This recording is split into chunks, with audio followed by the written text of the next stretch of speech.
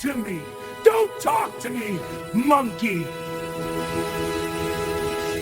What would you do if your teacher was being choked in front of you and the man doing it had no idea he had just touched someone trained to kill in close space? What if the person he thought was weak, soft, and easy to break was the one who would bring his whole life down? Before we continue, welcome to Silent Echo Stories. Please support the channel by liking this video, subscribing, and dropping a comment telling us where you're watching from. We love seeing how far these stories travel. Her name was Mrs. Angela Carter. She was the kind of teacher students felt safe with. Soft-spoken, always patient, always early to class. She wore simple clothes, flat shoes, and kept her hair pulled back in a neat bun. She taught chemistry at a public high school in a small American city, the kind of school with old lab tables, worn stools, and faded safety posters on the walls. Mrs. Carter never shouted. Even when students were loud, she spoke low. Even when they made mistakes, she corrected them gently. Many people saw her as weak. They did not know she had once worn a uniform. They did not know she had once carried a rifle.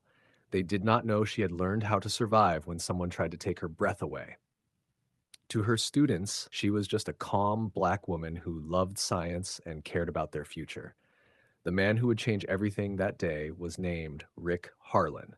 He was a substitute lab aide, big frame, thick arms, loud voice. He had the kind of confidence that came from never being checked. Rick had worked in factories before. He liked to remind people he was old school. He believed respect was something you took, not something you earned.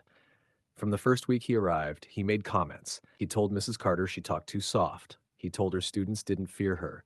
He once said, "You should be grateful to even have this job."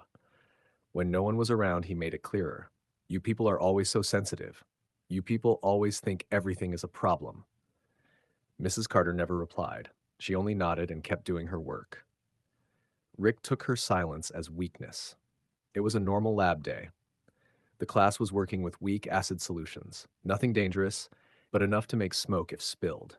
A student's hand slipped, a small bottle tipped. Liquid hit the table and began to smoke. Mrs. Carter reacted fast.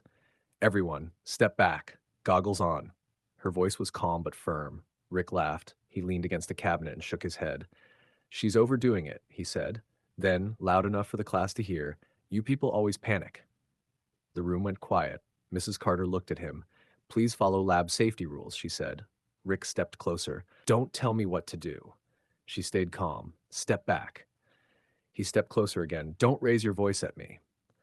I'm asking you to move away from the spill." Something in his face changed. He shoved her shoulder. Gas burners hissed. Glass shook. A beaker fell and broke.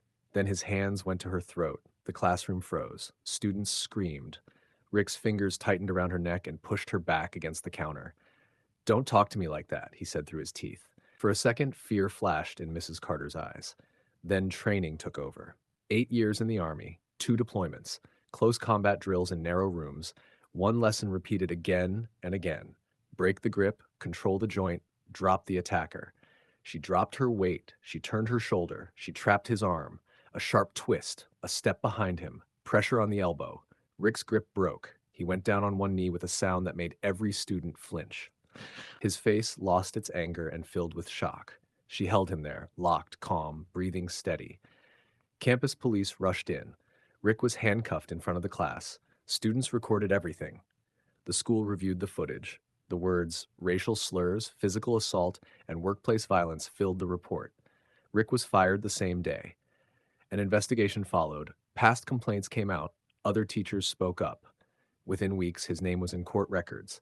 Charges were filed. His job history collapsed. No school would hire him again. His reputation was done. Mrs. Carter returned to class a week later. She taught the same way.